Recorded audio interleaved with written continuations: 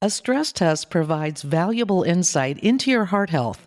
Dr. Stephen Francescone, cardiologist at St. John's Riverside Hospital, is here to break down the purpose, procedure, and understanding the results of your stress test. This is Riverside Radio Healthcast from St. John's Riverside Hospital. I'm Amanda Wild. Dr. Francescone, you titled this podcast, My Stress Test is Normal. What now? What made you come up with that? Thanks, Amanda. Yes, I did. I think it's a very common question that I get from patients after stress testing.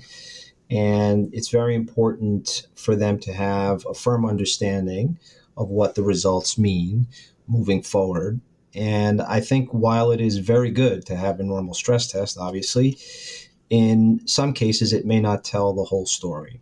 So that's why I wanted to put this together and give a little bit more detail into the ins and outs of a stress test and what it may mean for each patient. So let's back up and describe what a stress test is. What is a stress test? So a stress test is a functional test or an assessment that we use in cardiology and medicine, which is designed to increase a person's heart rate or thereby increase the demand on your heart. And we can achieve that in a couple of ways. We can elevate the heart rate by physical exercise on a treadmill, which is probably the most common way. Or for those who can't exercise, we have several medications we use in the process of stress testing that can mimic the effect of exercise to achieve the same end result. And we generally combine that with some form of imaging of your heart, either with ultrasound or with nuclear imaging to capture before and after images of the heart flow or the muscle tissue itself. So you're talking about heart flow and how the stress test is an assessment of how your heart functions during physical activity. What does the stress test specifically show? The stress test is actually designed to detect what we call flow limiting blockages or flow limiting narrowings. These blockages or narrowings are on the basis of cholesterol buildup over many years.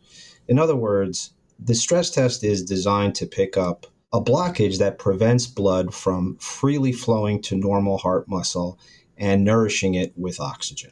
A flow limiting blockage requires the artery to be narrowed by generally more than 70%. So stress tests are designed to pick up those kinds of blockages. Plaque buildup that's less than 70% generally doesn't limit the blood flow and would most likely show up as normal on a stress test. So a stress test is a very, very good non-invasive tool that we have, and it's fairly accurate with a sensitivity of about 85 to 90%.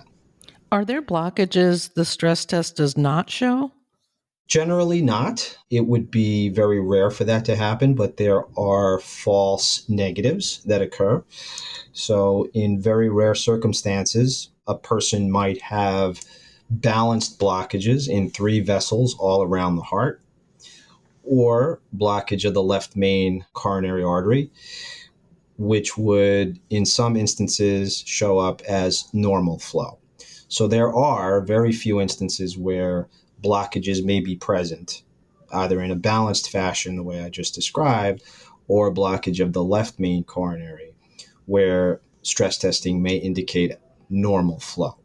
Generally, though, in those cases, there are other things that are going on symptom-wise where your cardiologist would be able to suspect that there's a problem and perform additional testing where appropriate. Well, that sort of leads into my next question, which is who should have a stress test? When is it appropriate? So that's a challenging question to answer, but I'll do my best to sort of give general guidelines. In every case, every patient is different and every circumstance is different. So there are sort of tailored situations, but I'll give you the general ACC, AHA guidelines, the American Heart Association, American College of Cardiology. In general, stress testing is recommended for patients that have symptoms, some form of symptom where it's not entirely clear that it's cardiac. So there could be potentially a GI component to it. There may be some muscular aspect to it. So the symptom complex may not be totally clear. In those cases, the use of a stress test is very helpful in helping move the dial one way or another, away from or toward a cardiac cause.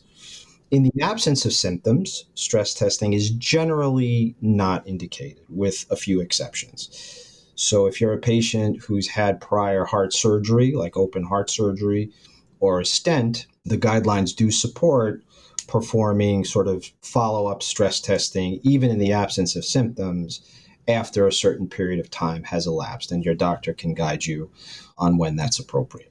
Now, to get to the title of this podcast, what is the follow-up after I find my stress test is normal? I think to answer that question, we have to go back to one of the questions from before, which is what does a stress test not show? And I think the whole point of this discussion is to kind of emphasize that stress test is not designed to pick up the presence or absence of any plaque. For this, you need your doctor's intuition, your doctor's skills, and perhaps other diagnostic testing. So you sort of briefly go over that. There are other diagnostic tests available, which may or may not be appropriate to help someone determine if they have any plaque. There are calcium scores, which have been discussed in other podcasts, which are able to tell us presence or absence of plaque. In other words, yes or no, you have plaque or not. There are coronary CTAs, which are CAT scans with contrast that give a much more detailed visualization of the heart arteries and can give much more information about the characteristics of plaque, soft plaque, hard plaque, perhaps plaque that might be at risk of rupture.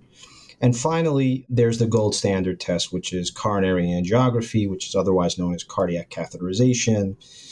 This is a test that is invasive and usually reserved for very, very specific circumstances, acute heart attacks or unstable syndromes. And that really sort of shows us the artery anatomy, exact plaque morphology, and can offer potential therapy in the way of stents if appropriate. But in general, if your stress test is normal, it is generally a good thing and should result in a discussion with your primary care doctor or your cardiologist about managing your other risk factors, your diabetes, your hypertension, your smoking, getting on a good exercise regimen, eating well. And in certain cases, if it's appropriate to flesh out more details about plaque presence, then there are these other diagnostic modalities that are available. So, a stress test can be an important tool in diagnostics, but it sounds to me like in heart health, the expertise and insight of the doctor is very important. And as an expert in this area, do you have any other thoughts on this discussion before we close?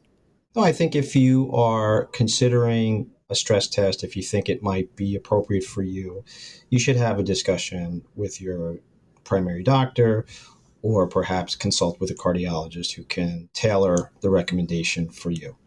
Thank you so much, Doctor, for this insight into stress tests. My pleasure.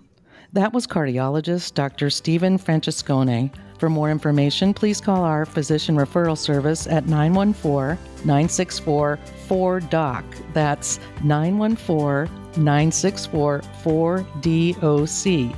Or email us at findadoc@riversidehealth.org. If you found this podcast helpful, please share it with others. And you can check out other episodes of Riverside Radio Healthcast online. This is Riverside Radio Healthcast, the podcast from St. John's Riverside Hospital.